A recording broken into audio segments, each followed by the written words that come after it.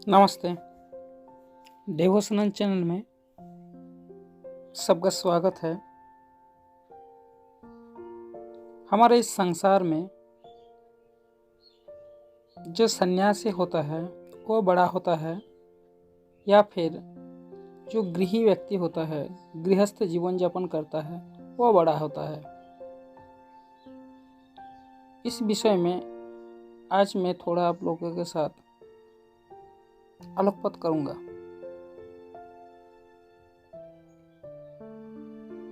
दोनों ही अपना अपना कर्म में बहुत ही माहिर होता है और अपना कर्म बखूबी से निभाते हैं। संन्यास जीवन अत्यंत कठोर होता है। इसमें त्याग ही मुख्य विषय होता है, लेकिन जो गृहस्थ जीवन यापन करते हैं उनका जीवन कैसे व्यतीत होगा, एक कहानी के माध्यम हम बताते हैं आप लोगों को। जरा धैर्य रखकर सुनिए थोड़ा सा। महाभारत से ये कहानी लगता है। जब कुरुक्षेत्र युद्ध का समाप्त हो गया था तो महाराज युधिष्ठिर एक महायज्ञ का आयोजित किया था। इस यज्ञ में महाराज युधिष्ठिर ने सभी दरिद्र को दान दे रहा था, और ये दान कोई छोटा मोटा दान नहीं था, बहुत बहुमूल्य दान दे रहा था। जो मांग रहा था उसको महाराज युधिष्ठिर ने उसके हिसाब से वही दान दे रहा था। वैसे में यज्ञ जब खत्म हो गया तब एक छोटा सा नकुल उस रास्ते से गुजर रहा था और उन्होंने महाराज युधिष्ठिर को पास आकर कहा, मेरे को भी दान चाहिए। कैसा दान?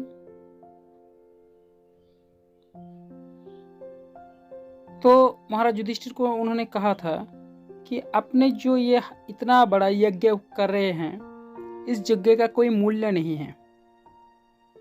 क्यों कह रहा था नकुल, इसके बारे में थोड़ा सा मैं बताता हूँ।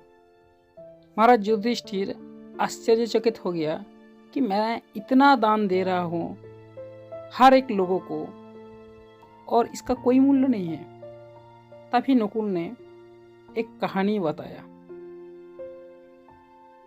नकुल जब महाराज युधिष्ठिर के पास पहुंचा था तो उसका शरीर का आधा हिस्सा गोल्डन कलर का था और आधा हिस्सा पिंगल वर्ण का था।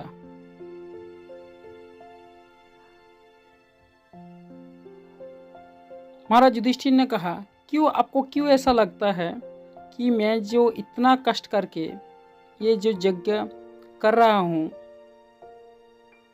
तो ये मेरा सार्थक क्यों नहीं हो रहा है? नकुल ने कहा, महाराज युधिष्ठिर, मैं आपको एक कहानी सुनाने जा रहा हूँ। वो कहानी आप ठीक से सुनिए, उसके बाद आप विचार कीजिए कि ये जो आप यज्ञ कर रहे हैं ये सही है या गलत। हाँ, सुनिए महाराज युधिष्ठिर। किसी एक गांव में एक अत्यंत दरिद्र ब्राह्मण, उनका स्त्री, पुत्र और पुत्रवधू के साथ रहता था। ब्राह्मण बहुत ही गरीब था और उन्होंने शास्त्र धर्म प्रचार करके भिक्षा वित्ती करता था। तो उस देश में एक बार लगभग 3 साल से सूखा पड़ गया था। तो ब्राह्मण का कोई भिक्षा भी नहीं मिल रहा था। एक टाइम आया कि ब्राह्मण के पास कोई भिक्षा नहीं मिला। जब उन्होंने 5 दिन से उपवास करके रह रहा था, 6 दिन जब आया तो उनको कुछ गेहूं का मिला और उन्होंने उसको पीसकर अपने खाने को लिए लेकर आया। जब उन्होंने खाने के लिए बैठा हुआ था, तभी उनका खिड़की पर, दरवाजे पर एक अतिथि आकर पहुंचा और अतिथि ने कहा कि मैं कई दिन से भूखा हूँ, मेरे को कुछ भोजन करवाइए।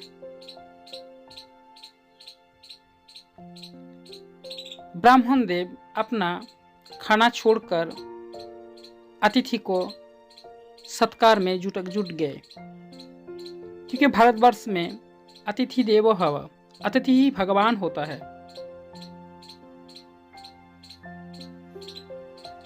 इसीलिए ब्राह्मण ने कहा, आइए महाराज, आपका मेरे घर में स्वागत है। ब्राह्मण अपना खाना जो खुद का भाग्य था, वो खाना अतिथि के पास खाने के लिए दे दिया। अतिथि पहले से ही भूखा था और बहुत दिन से भूखा था, इसीलिए बहुत शीघ्र ही उन्होंने इस खाने को ख़त्म कर दिया। उन्होंने कहा कि महाशय, मेरे को आप और थोड़ा खाना लाकर दीजिए।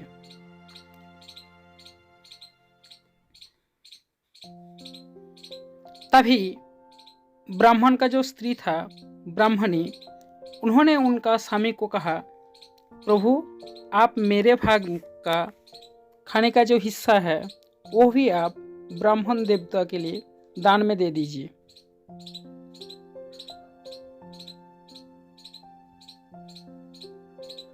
स्वामी ने कहा कि नहीं, ये नहीं हो सकता, क्योंकि तुम भी भूखे हुए हो ना।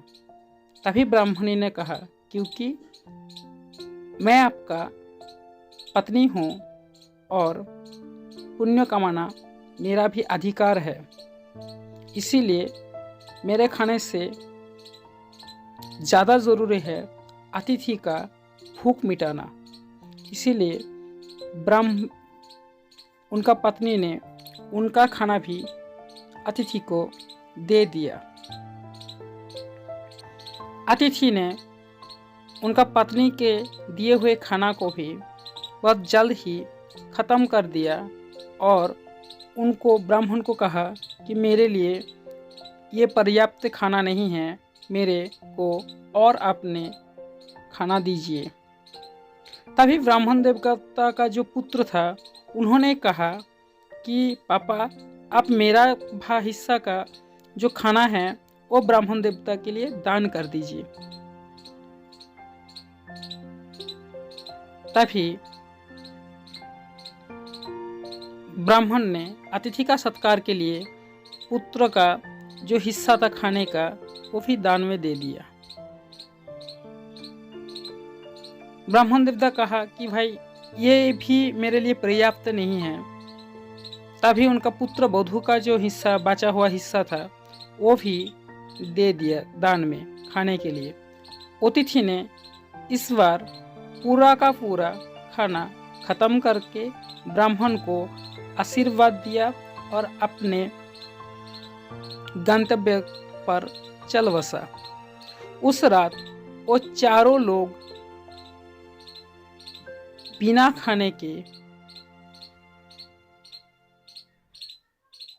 चलते उपवास करके रह गया और उस आंगन में जब खाना परोसा जा रहा था, तभी कुछ हिस्सा वहाँ पर गिर पड़ा था।